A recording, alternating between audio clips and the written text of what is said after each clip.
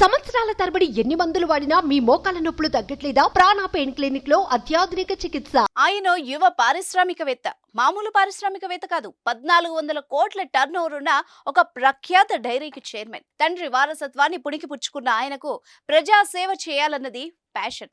అయిష్టంగానే 2019లో టీడీపీలో చేరి ఆ పార్లమెంట్ నుంచి 5 లక్షల ఓట్లు పొందిన నేత ఆయన.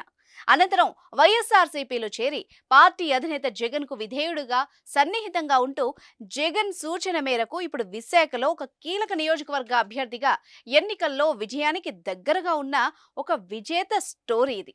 ఇంతకీ ఎవరా హీరో, ఏంటా స్టోరీ అన్నదే కదా మీ క్యూరియాసిటీ. అయితే వాచ్ దిస్.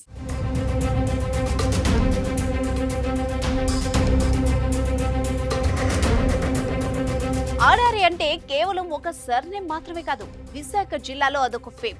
ఆ మాటకొస్తే ఉత్తరాంధ్రలోనే అదొక బ్రాండ్. ఒక సామాన్య రైతు కుటుంబం నుంచి వచ్చిన తులసీరావు అత్యంత కృషి, పట్టుదల, ప్రతిభతో సహకార పాల ఉత్పత్తిదారుల రంగంలో ప్రపంచంలోనే పేరు గడించారు. ఆంధ్ర కొరియన్ గా పిలుచుకునే తులసీరావు వ్యాపారవేత్తగా రాణిస్తూనే ప్రజాసేవకు అంతే ప్రాధాన్యం ఇచ్చారు. 11 కోట్ల రూపాయల టర్నోవర్ గల విశాఖ డైరీకి చైర్మన్ గా బాధ్యతలు స్వీకరించి 1400 కోట్ల టర్నోవర్ కి చేర్చిన తులసీరావు యలమంచిలి సర్పంచ్ గా 25 సంవత్సరాలు ఏకదాటిగా ఏకగ్రీవంగా ఎన్నుకోబడ్డ నేత. అత్యంత సాధారణ వ్యక్తిగా కనిపించే తులసీరావు డైరీ రంగంలో అనితర సాధ్య విజయాల్ని నమోదు చేసి రాష్ట్రానికి గర్వకారణమయ్యారు. అయితే రాజకీయాల్లో తులసీరావు ఆచితూచి అడుగులు వేసేవారు. తెలుగుదేశం పార్టీ వైపు మొగ్గు చూపినా అన్ని రాజకీయ పార్టీలతో సత్సంబంధాలు కలిగి ఉండేవారు. తాను అనుకుంటే ఏనాడో ఎమ్మెల్యే, ఎంపీ, మంత్రి ఏ పదవినైనా పొందగలిగిన అర్ధబలాలు కలిగిన నేత ఆయన. అయితే తన జన్మస్థలానికి మాత్రమే పరిమితమై యలమంచిలికి సర్పంచ్ గా సేవలందిస్తూ వచ్చారు. ఆ తర్వాత ఆయన కుమార్తె రమాకుమారి ప్రస్తుతం యలమంచిలి మున్సిపాలిటీకి చైర్మన్ గా ఉన్నారు. ఆ తులసీరావు కుమారుడే ఈ అడారి ఆనంద్.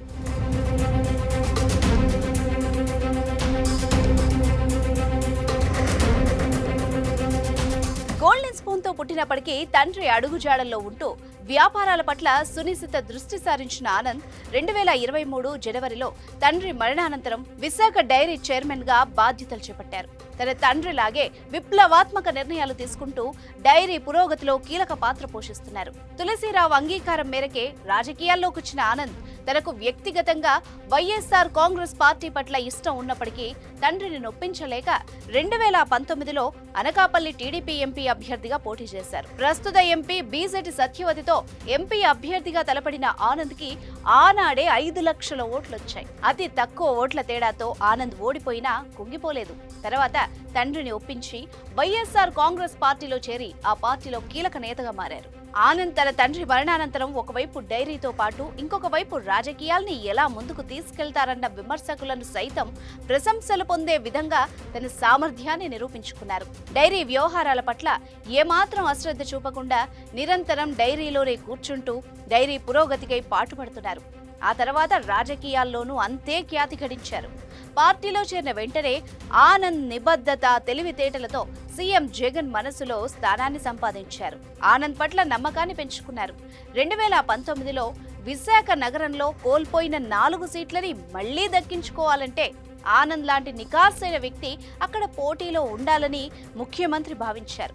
అందుకే ఆనంద్ సొంత సామాజిక వర్గమైన గవర సామాజిక వర్గం బలంగా ఉండే వెస్ట్ నియోజకవర్గంలో బరిలోకి దింపారు.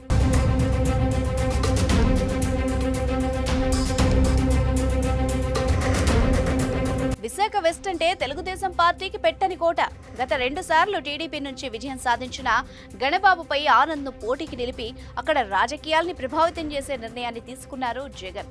దీంతో ఆనంద్ ఏమాత్రం సందేహించకుండా వెస్ట్ లో పార్టీ కార్యాలయాన్ని ఏర్పాటు చేశారు.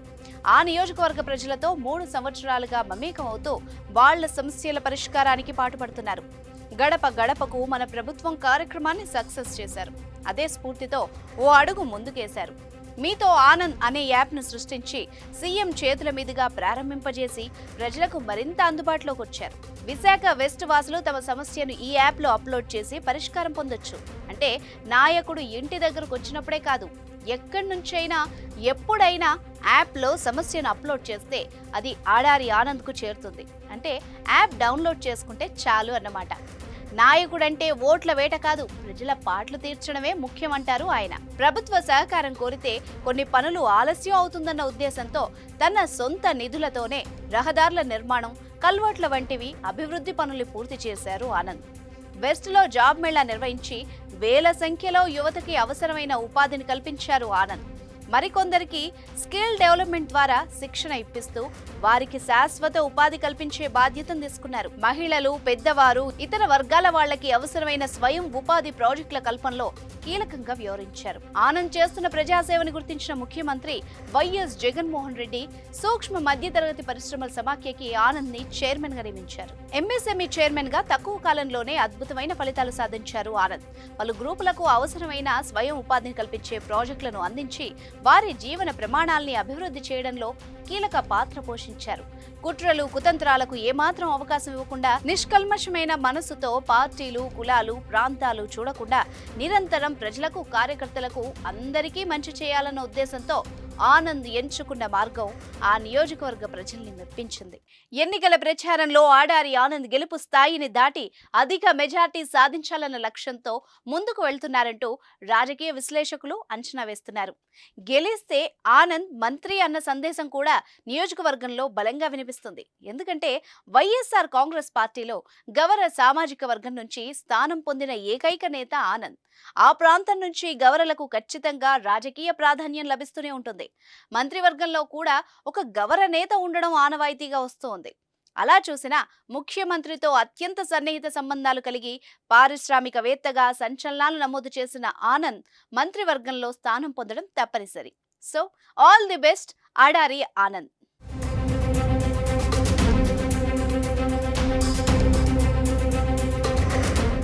సుమన్ టీవీలో మీ పర్సనల్ అండ్ బిజినెస్ ప్రమోషన్స్ కోసం కింది నెంబర్కి కాంటాక్ట్ చేయండి.